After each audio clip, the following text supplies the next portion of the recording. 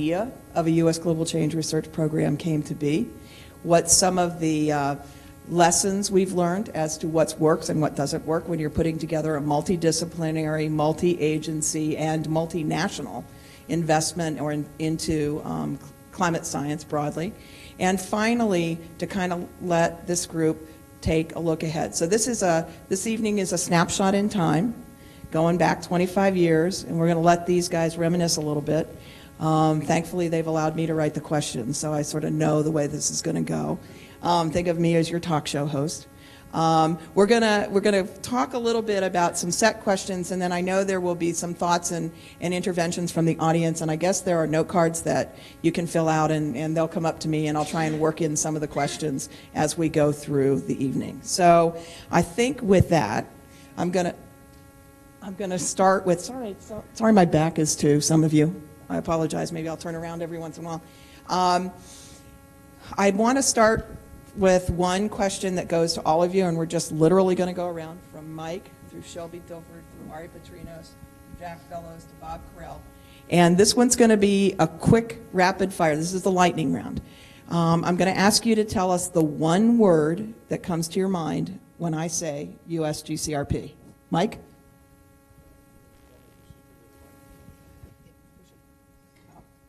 And then it'll turn on and start talking into it. Oh, when I start talking. Very clever. One word, vision. Great, thanks. Cooperation. Good. Opportunity. Good. Extraordinary. Science. Wonderful. Now, I'm going to give you 2 sentences to explain why that word came to mind. Mike?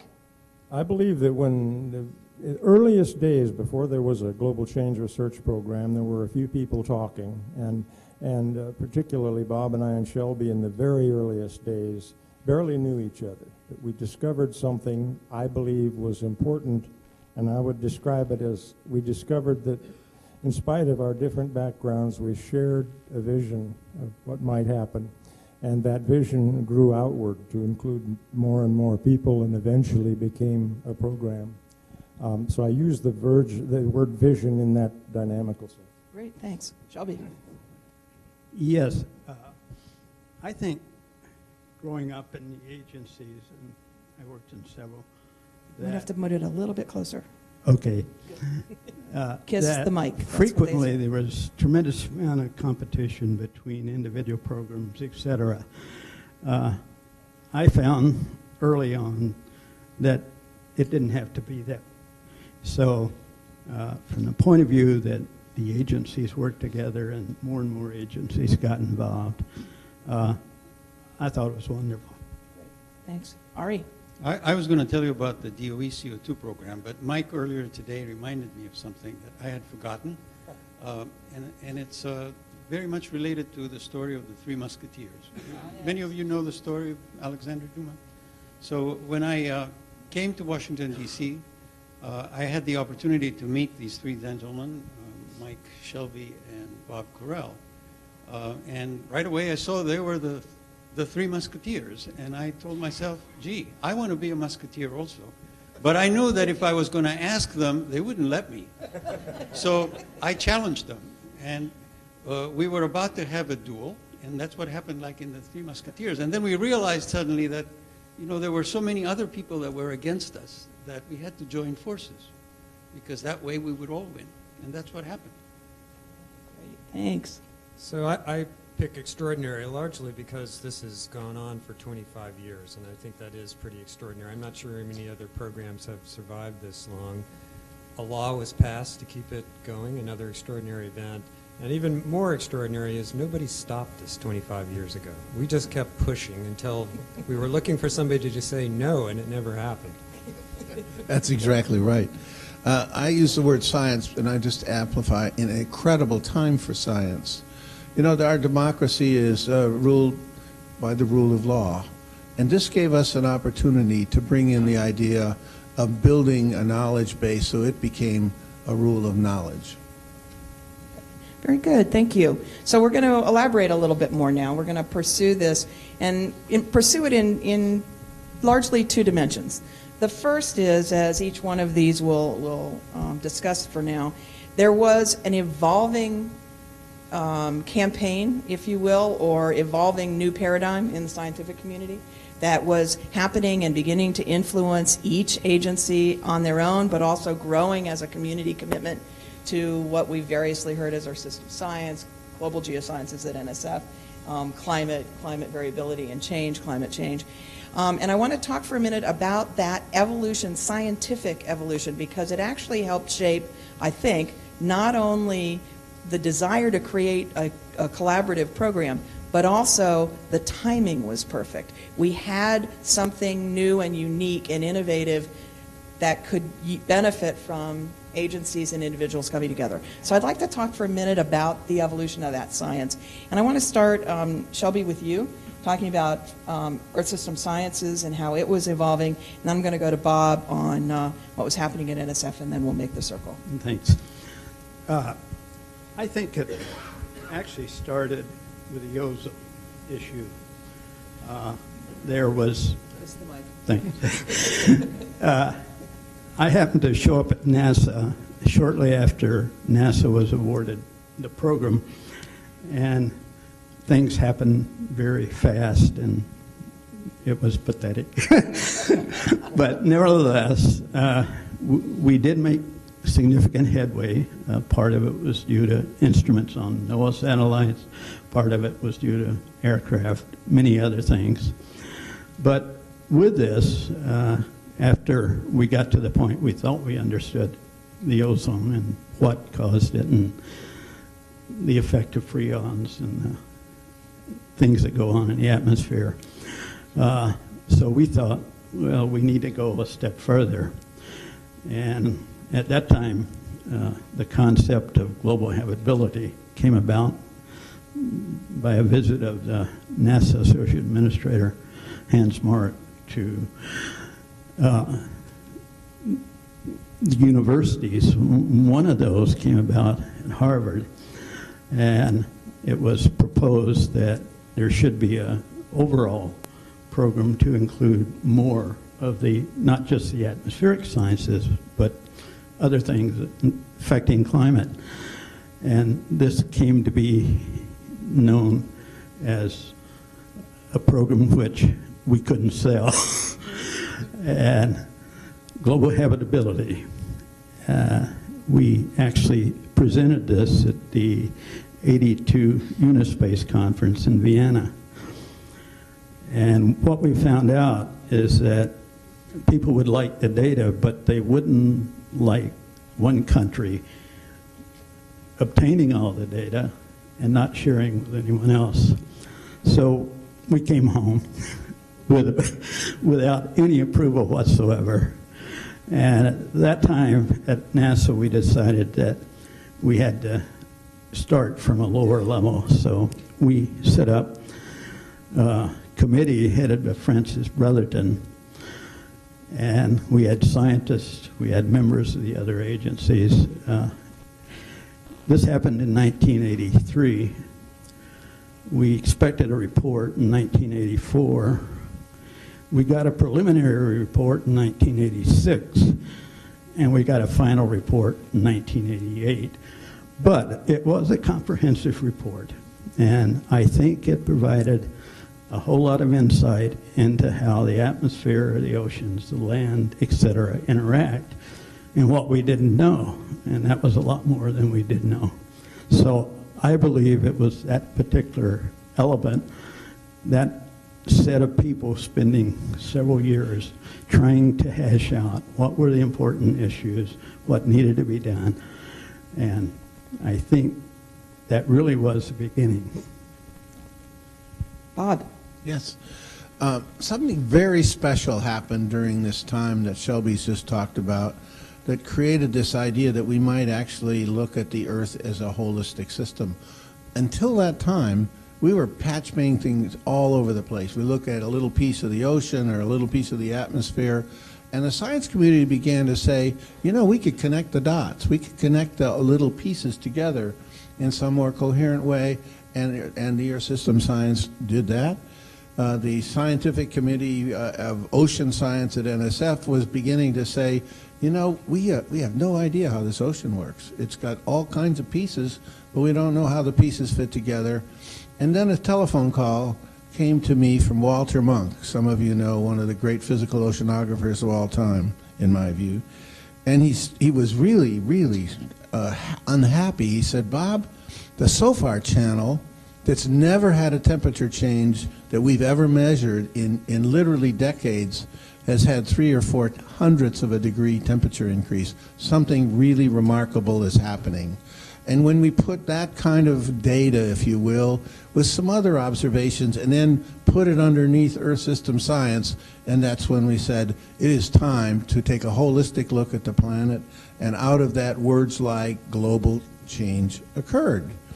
Now, one of the things that happened just about that same time, a story not well known, is that the State of the Union was given, and I think it was 86, but I'd have to go back and double check, but it was Reagan's State of the Union, and the speechwriter was interested in talking with the science community about what might be said. And it was about this same time that we were saying, oh, we ought to take global view. And we threw the word global change. And the speechwriter was Pat Buchanan, believe it or not. And he liked the idea, and he said, I think we better understand the more global context of the planet. And, you know, global change things are describing that. And I can tell you, we keyed on that one phrase frequently to born the program about which we're speaking this evening. Thanks, Bob. Mike, there were lots of activities going on in NOAA, everything from continuing to monitor greenhouse gases at Mauna Loa, building on the Keeling program that NSF started, as well as a lot of work in seasonal to interannual climate that was leading possibly towards the crazy idea that maybe we could anticipate what changes the Earth's climate system might have in store for us, at least on some time scales. So you want to talk a little bit about that and how that played into? Yes, and I'll mention the Domestic Policy Council as well, but as a separate topic, if that's appropriate. Essentially, you might think of the seasonal to interannual research, initially aimed at just El Nino, but perhaps a bit broader in terms of Indian Ocean behavior, et cetera. You might think of it as a case of, in a climate problem that seemed intractable, particularly to meteorologists, it seemed rather intelligent to, let's look first where the light is. And there was a tiny bit of light in interannual time scale and associated with El Nino. So we began an intensive program, took most of the 80s. There are some of the pioneers of that effort are here in the scientific pioneers of that effort are here in the audience. And when it came time to form an early coalition, I remember sitting down one day with Bob and Shelby and saying, you know, NOAA's going to choke on this big program if it isn't several time scales. It can't just be decadal centennial. We need it to be, and frankly, I was talking political rather than scientific, but the scientific merits became clear. And they immediately said, yes, let's embrace the time scales from seasonal out to decadal, and really became a pivotal, quick coalition forming. About that time, around 1986, something fairly remarkable happened that left a residue that later helped lead to the Global Change Program.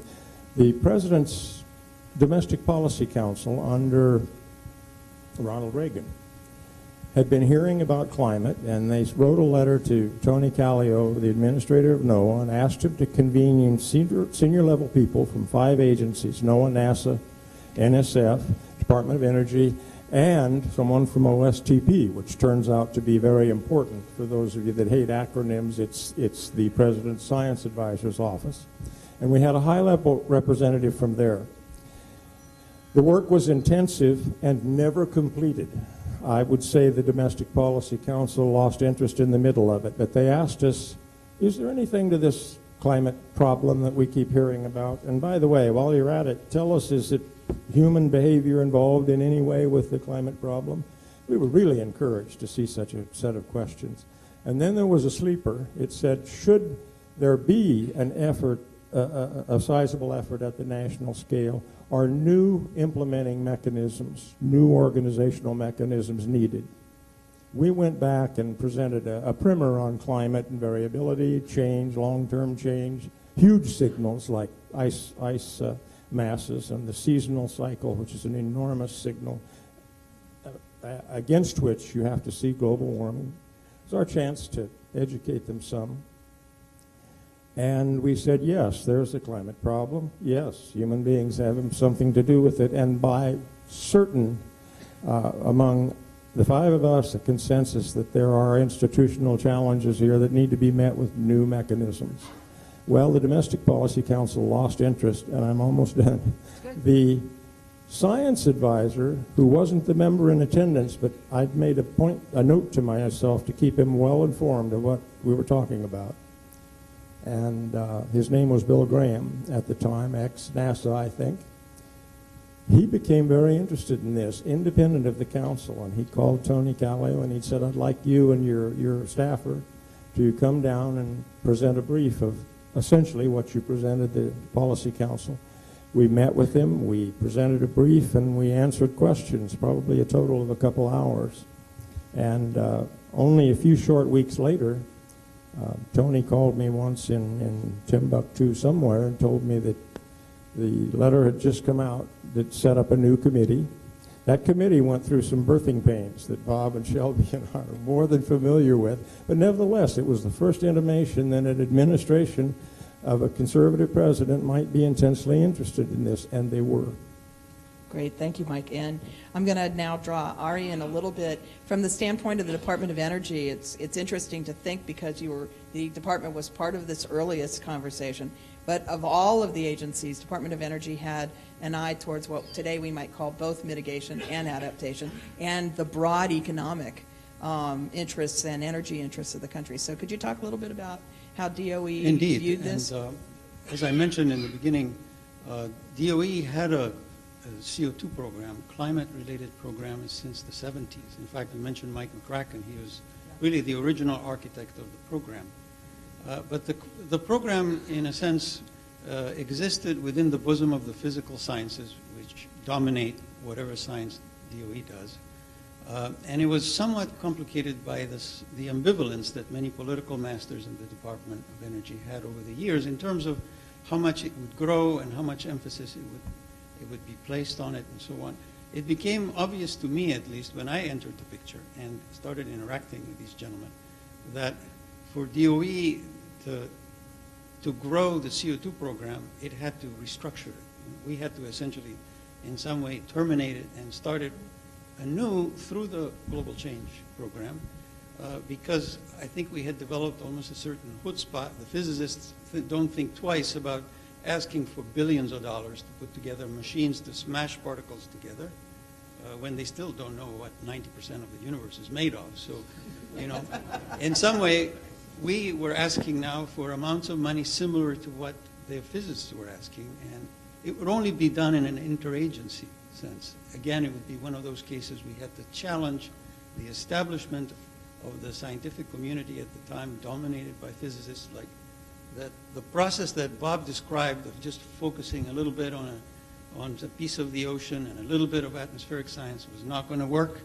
We needed sort of big bucks, we needed big birds, we needed big computers, and we needed a scientific community that was more robust, more diverse, and much larger. And that's what happened. Thank you. And now Mike has introduced one acronym for an important office in the White House, and that's Office of Science and Technology Policy. From the early stages, many of the folks on this stage and many others recognized that another big player that we hoped would be a partner as the program began to take shape was the Office of Management and Budget. So for a second, I'd like Jack to talk a little bit about his perspective on how this was evolving among the agencies, and then Jack will be the first respondent to the next question. Well, you recall Shelby was talking about the buildup of the Bretherton Report in '86 and '87 and '88, and you may also recall in 1988, the cover of Time magazine, the Man of the Year was the Earth. And that summer was incredibly hot in Washington, D.C., and there was tremendous concern in the White House about the reality of what might be going on to the planet and what our role was in it. So there was this, all of a sudden, a perfect vocabulary that came out of the Bretherton report for us to discuss this in a comprehensive way. So as what was going on that was just described here by my colleagues, within OMB, we actually were doing an informal inventory based on the Bretherton structure. And it turned out to be over $1 billion, and luckily my bosses at the time gave me the authority within OMB to work with the other budget examiners to try to mature this this inventory of the budget.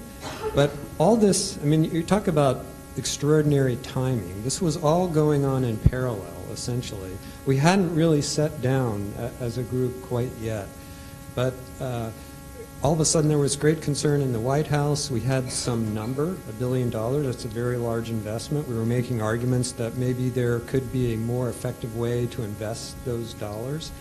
And all of a sudden we had a governing mechanism to deal with this.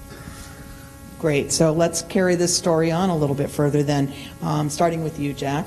Talk a little bit about some of the next steps in the context of how these multiple strings began to converge into the idea that became the U.S. Global Change Research Program, multi-agency, multidisciplinary, multi-year. Well, this is the strange bed of politics here. I mean, as we were discussing this in the White House, and this was Bush Sr. at this point, and there was some reluctance to get into the mitigation arena at that point with the White House, but because we were starting to uncover these large amounts of research and there were some uncertainties associated with the science, the White House decided a great investment here would be in the research arena, and we could lower the uncertainty, and then at some point in the future might start to talk about these uncertainties. So again, a timing issue.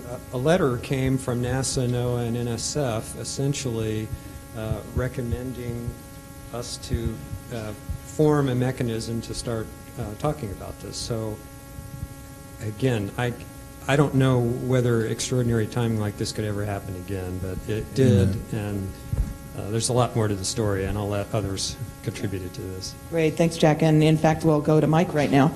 That letter from NOAA, NASA, and NSF had an interesting heritage, and I'd like you to talk a little bit about how that internal budget discussion within the Department of Commerce led to the creation of a document that began to play this important role. The three agency letter.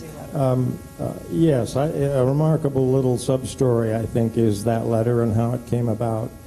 Remember, I haven't said it, they haven't said it, but I was the junior partner in the initial three, Shelby and Bob and I. And You think you've got problems? If you believe that, tomorrow the sun will rise in the west. Enough of that. Believe me, I was. And I was in NOAA a radical. The people thought that this guy was out of his mind, and they were right.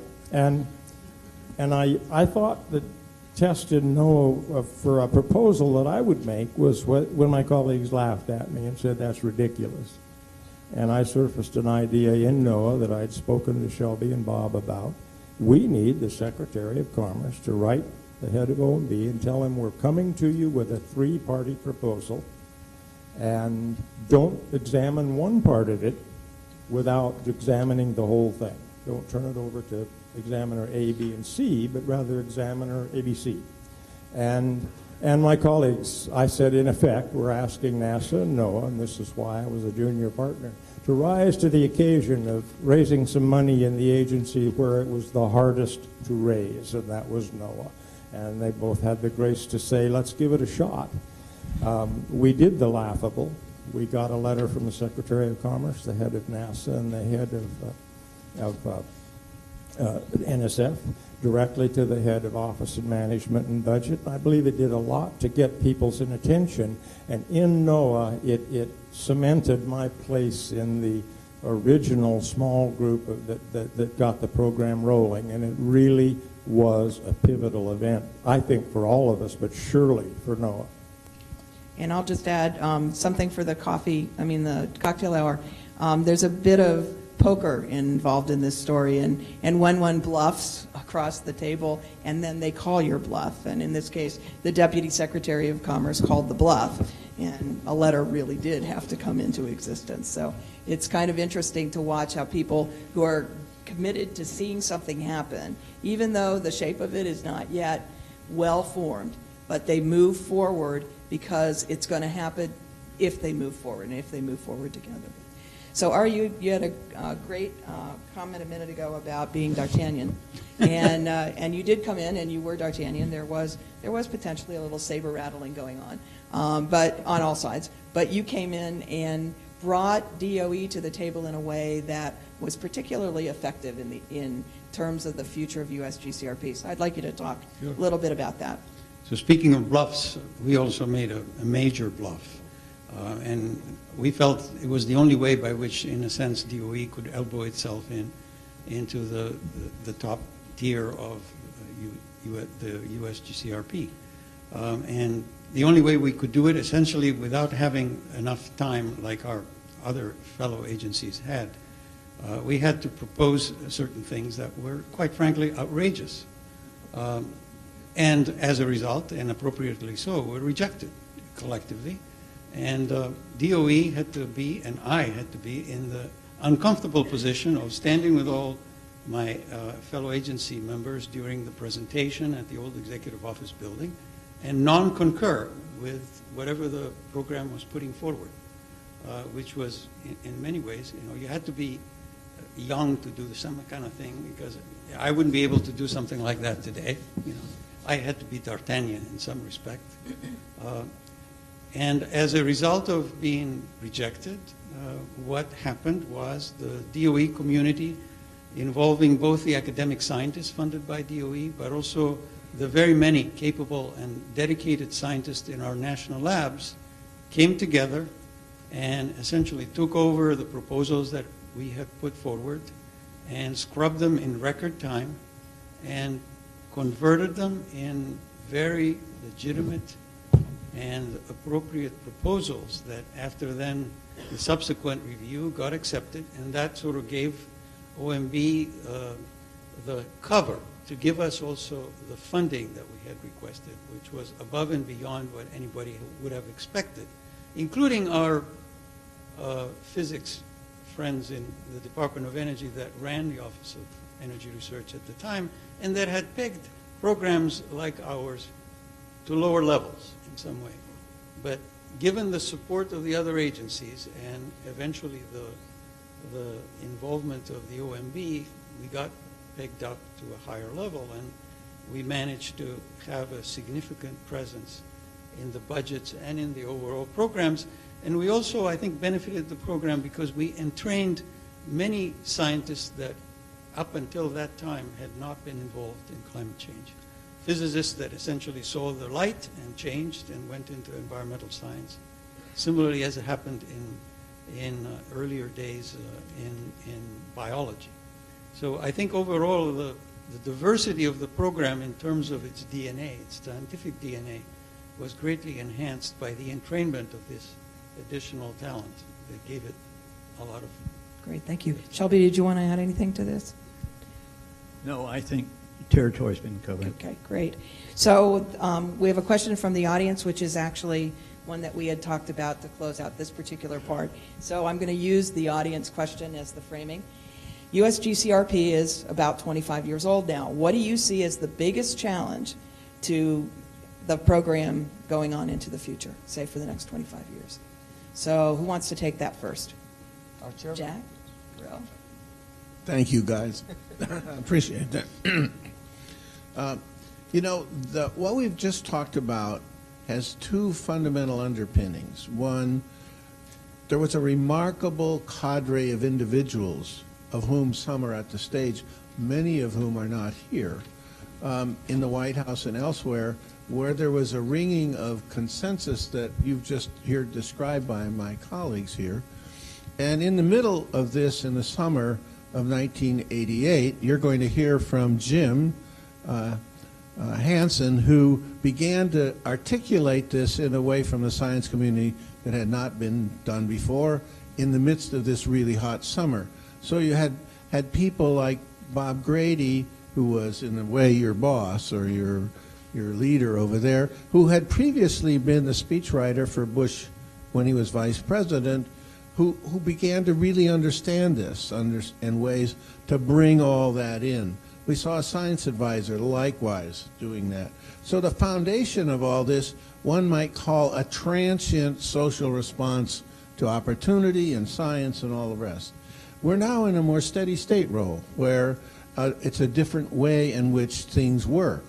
People still matter immensely, and the biggest challenge is to be able to garner these interests that are now more diffuse.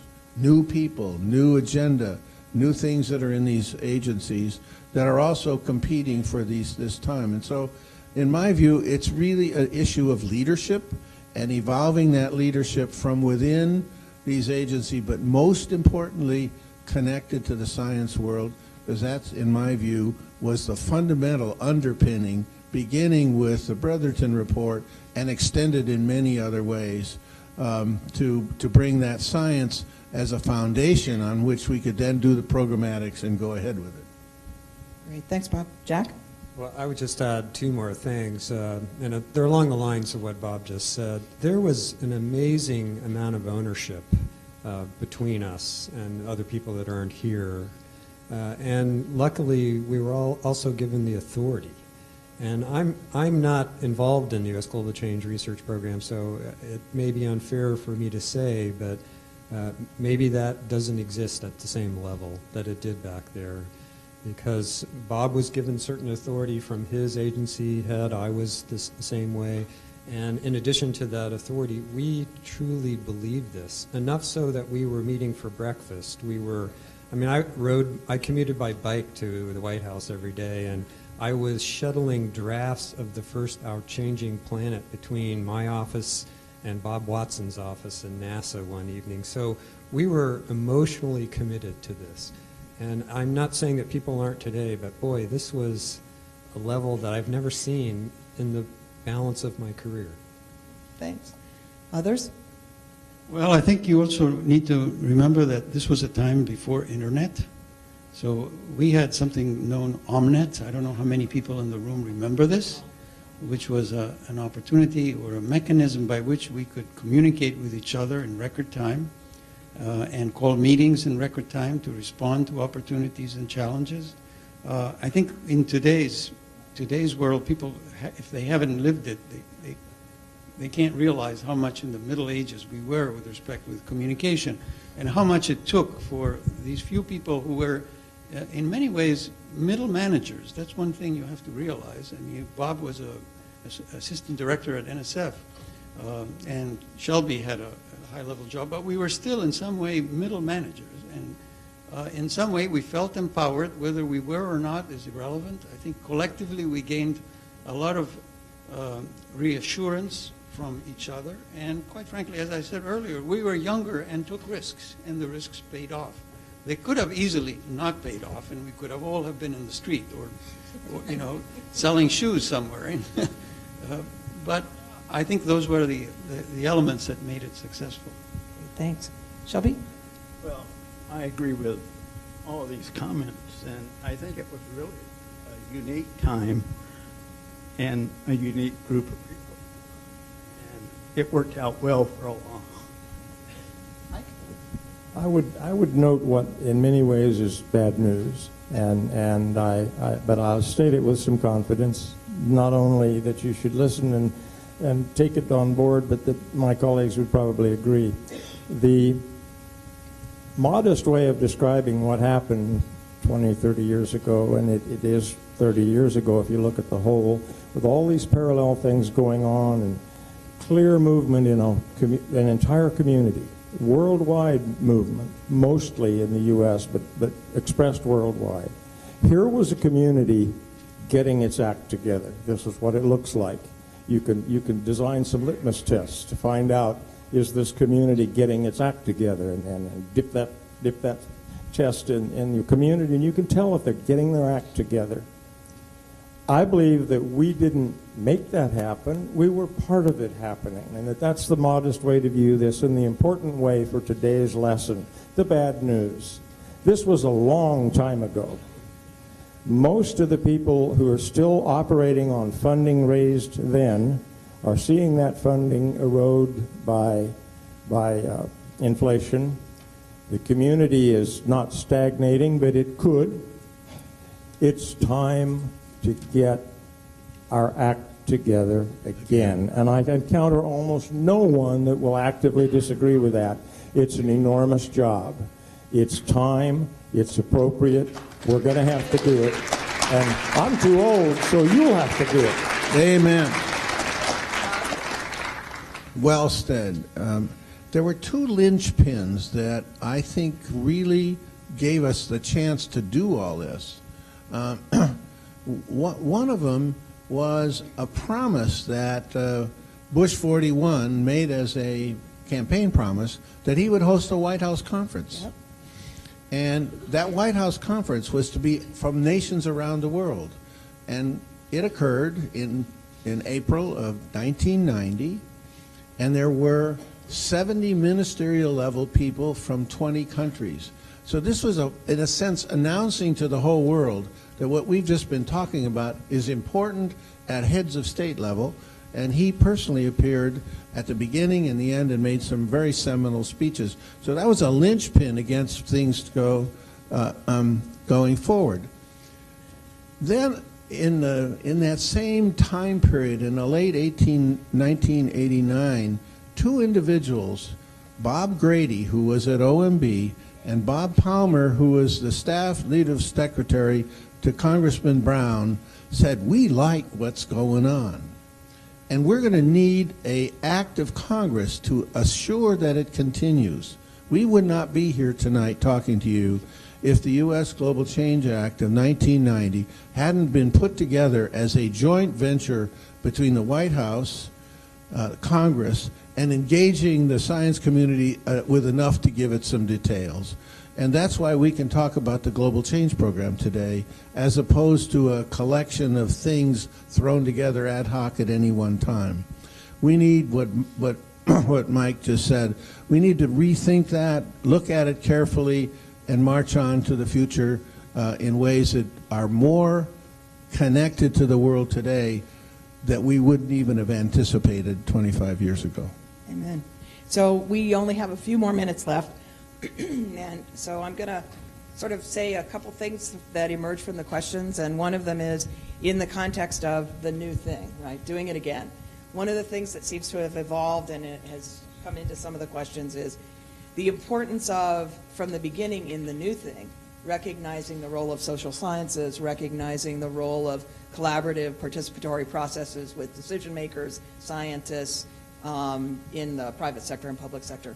So I'm going to toss that out because it's come in on 3 cards. And I just want to toss that in and say, maybe this is for the future. As we think about that, let's think about how we do that. Before I ask each of you for a closing comment, I would like to invite 2 people who've submitted cards to me and talked to me offline. Diana Liverman, if you could stand up, speaking of social sciences. You asked to be able to say something, and I would like to give you that chance now. Here you go. Grab one of them. I really just want to say thank you to you all. And I want to thank you on behalf of a whole generation of us that were finishing our PhDs and starting our research careers when you started USGCRP.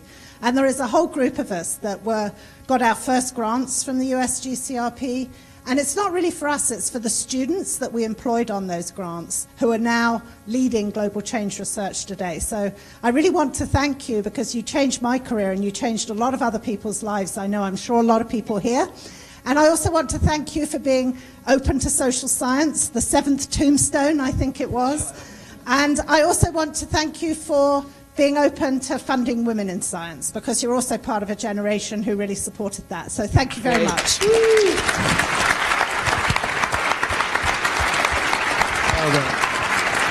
And Jay Shukla, did you want to add to that? I don't know where he is.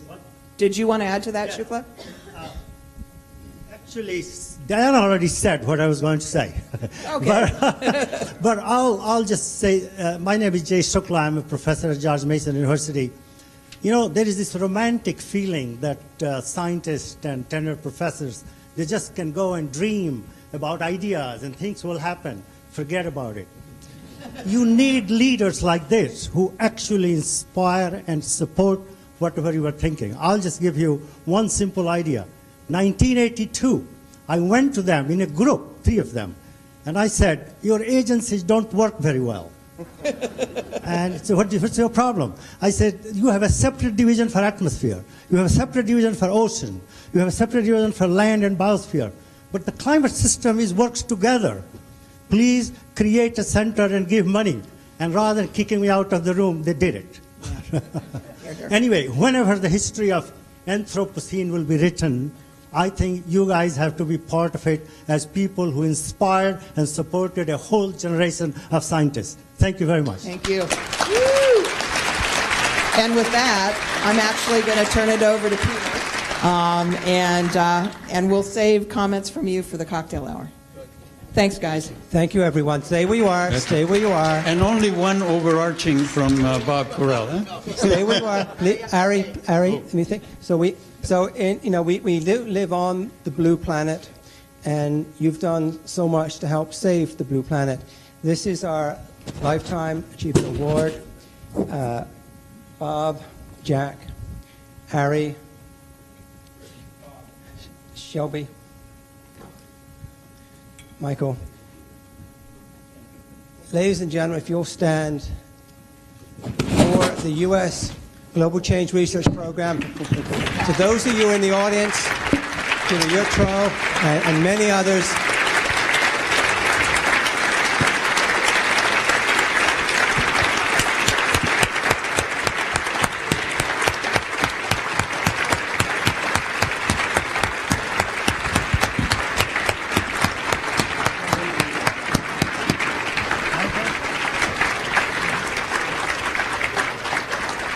thank you so much. Now, as they're leaving the stage, again, there's many of you in the audience. We could have filled this stage with many additional people. These are 5 standouts. I believe, as I'm sure many of you do, that climate change is the issue of our generation. And if we ultimately, as we must, get to grip with this issue, it will be thanks in great measure to the science that these individuals and the leaders of the US GCRP have made possible. So I want to thank them, and we're going to now segue. I know there are people outside, so if you can open up the doors, I know there are more people waiting to come in. We've been filling up the room as we go. We're going to now turn to a scientist who I think helped galvanize the nation, in fact the world, around climate change, sort of a backdrop